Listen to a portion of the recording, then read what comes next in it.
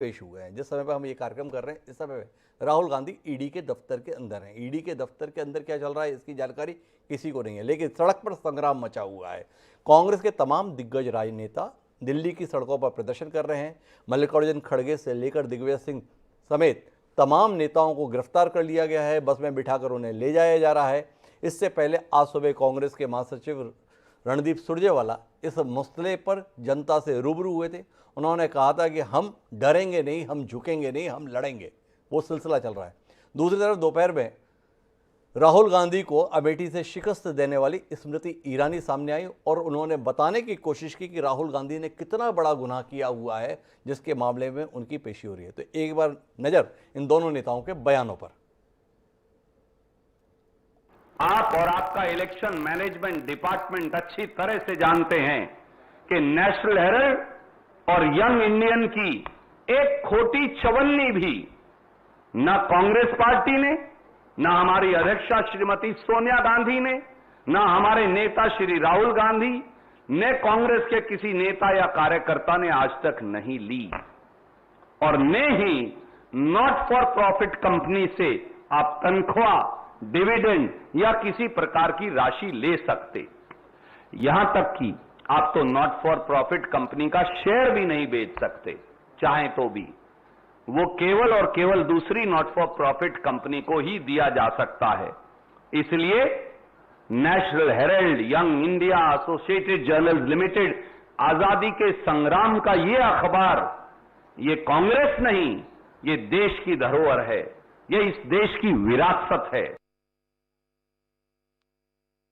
जो जेल से बेल पर हैं, उन्होंने घोषणा की है कि आओ दिल्ली को घेरो, क्योंकि हमारा भ्रष्टाचार पकड़ा गया है। एक इन्वेस्टिगेटिंग एजेंसी पर दबाव डालने के लिए कांग्रेस शासित राज्यों के वरिष्ठ नेताओं को विशेष आमंत्रित किया गया है। इन्वेस्टिगेटिव एजेंसी के ऊपर दबाव डालना खुलेआम, कांग्रेस की इस रणनीति को आप क्या नाम देंगे? भ्रष्टाचार के किन मुद्दों पर राहुल गांधी को तलब किया गया है, उन पर थोड़ा विचार करें।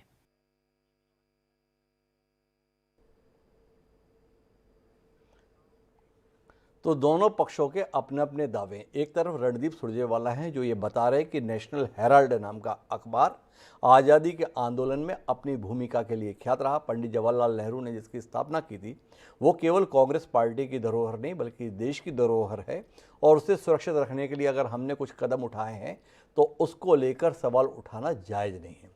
दूसरी तरफ स्मृति ईरानी जो कोई मौका छोड़ती नहीं है, जब भी राहुल गांधी को कटघरे में खड़ा करना हो तो उन्होंने आकर ये बताने की कोशिश की कि राहुल गांधी ने कितना बड़ा अपराध किया हुआ है, गांधी परिवार ने कितना बड़ा अपराध किया हुआ है, और उस अपराध को कवरअप करने के लिए देश भर से कांग्रेसियों को बुलाकर नंगा नाच किया जा रहा है।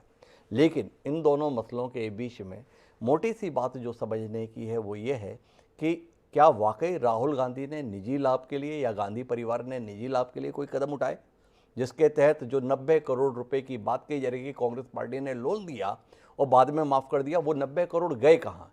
इसके संदर्भ में कांग्रेस पार्टी का कहना साफ है कि ये पूरा पैसा कुल मिलाकर नेशनल हेराल्ड के संदर्भ में जो देनदारियां थी एजीएल की, उनको चुकता करने में हुए। 60 करोड़ रुपए तो केवल वहाँ के कर्मचारियों के वेतन भत्ते और उनके पेंशन संबंधी मसलों के भुगतान में खर्च किए गए, और बाकी 30 करोड़ रुपए से भी उसके किराए, बिजली के बिल आदि का भुगतान किया गया।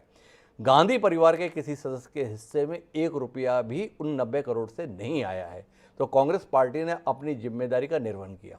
वहीं दूसरी ओर महत्वपूर्ण बात यह भी है कि ईडी के संदर्भ में ये आरोप कांग्रेस का है कि कुल मिलाकर राजनीतिक प्रतिद्वंदियों से प्रतिशोध लेने का एक हथियार के तौर पर अब इस एजेंसी का इस्तेमाल किया जाता है। जिस राजनेता को निशाने पर रखा हुआ है, अगर वो जनता के स्तर पर नहीं हरा पाते हैं तो इस तरीके से उसके हैरेसमेंट की कोशिश की जाती है। तो इस बीच में द्वंद्व है। महत्वपूर्ण बात यह है कि आज राहुल गांधी की पेशी हुई है। 23 तारीख को सोनिया गांधी को तलब किया गया है। 23 तारीख को सोनिया गांधी अगर कोरोना से ठीक हो जाती हैं तो वो प्रस्तुत होंगी। इस संदर्भ में छत्तीसगढ़ के मुख्यमंत्री भूपेश बघेल से सवाल किया हमारे संवाददाता इस पर शर्मा ने। क्या कुछ भूपेश बघेल इस पूरे मसले पर बोल रहे हैं, एक बार सुनिए।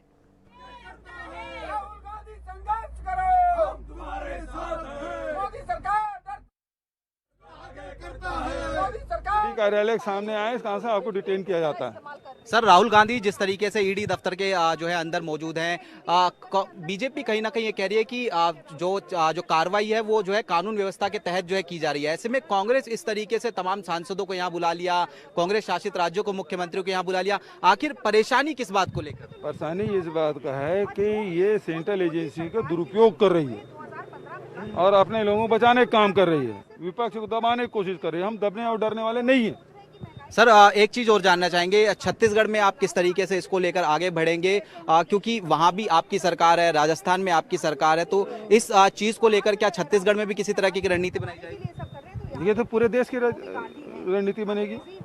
देश के नेता यहाँ हैं, दिल्ली से पूरे देश में संदेश जाता है। सोनिया जी भी 23 तारीख को बुलाया गया है। बड़ा प्रोटेस्ट होगा इससे।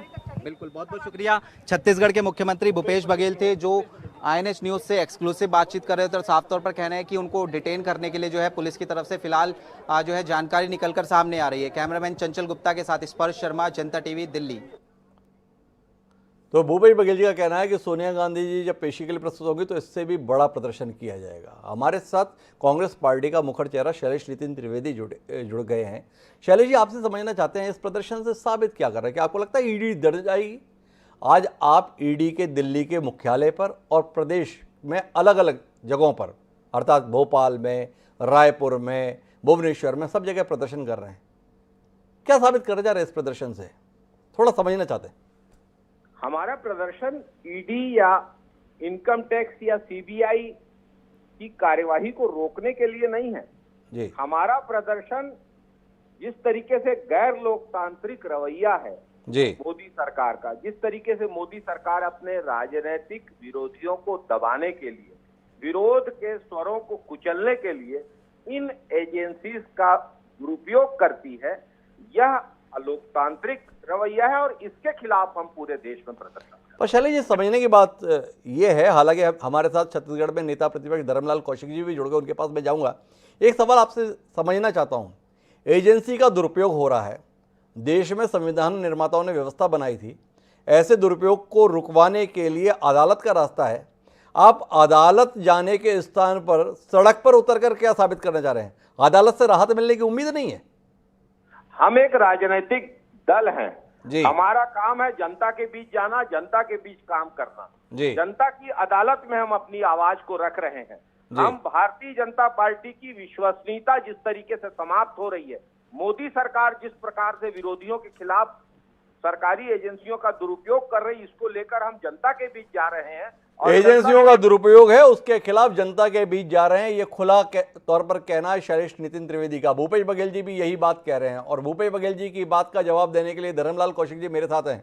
धर्मलाल जी, क्या ऐसी नाराजगी है जो एजेंसियों के माध्यम से अब गांधी परिवार को निपटाने की आप कोशिश कर रहे हैं, जैसा कांग्रेसियों का कहना है?